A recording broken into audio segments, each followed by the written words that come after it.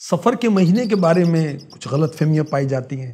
میں آپ کو عرض کرتا ہوں کہ سفر کے مہینے میں شادی کرنا کیسا ہے۔ اب بعض لوگوں کا یہ غلط عقیدہ ہے کہ اس مہینے میں چونکہ بلائیں اترتی تو شادی نہیں کرنا چاہیے، منحوس مہینہ ہے، استغفر اللہ۔ اگر اس مہینے میں لڑکے یا لڑکی کی نسبت ہوئی تو توڑ دیتے ہیں، بالکل غلط بات ہے، اس کی کوئی اثر نہیں ہے۔ سفر کے مہینے میں شادی کرنا بالکل جائز ہے۔ آخری نبی مکی مدنی صلی اللہ علیہ وسلم نے اس مہینے کو منحوس جاننے سے منع فرمایا۔ بخاری شریف کی حدیث کے الفاظ ہیں لا سفر، یعنی سفر کا مہینہ منحوس نہیں ہے۔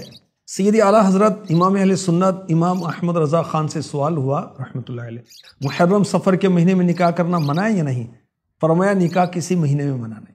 تو نادان اس پاکیزہ مہینے میں طرح طرح کی غلط فہمیوں میں مبتلا رہتے ہیں، اوروں کو مبتلا کرنے کے لیے میسیجز کرتے رہتے ہیں۔ اس مہینے میں نیا کاروبار شروع نہیں کرنا چاہیے، نقصان کا خطرہ ہے، سفر کرنے سے بچنا چاہیے، ایکسیڈنٹ ہو جائے گا، شادیاں نہ کریں، گھر برباد ہو جائیں گے۔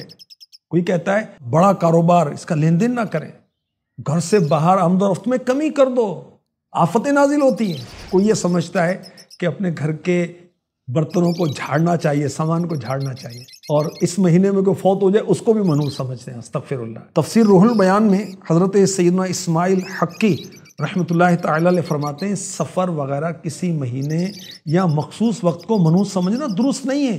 تمام اوقات اللہ پاک کے بنائے ہوئے ہیں، اور ان اوقات میں انسانوں کے اعمال واقع ہوتے ہیں۔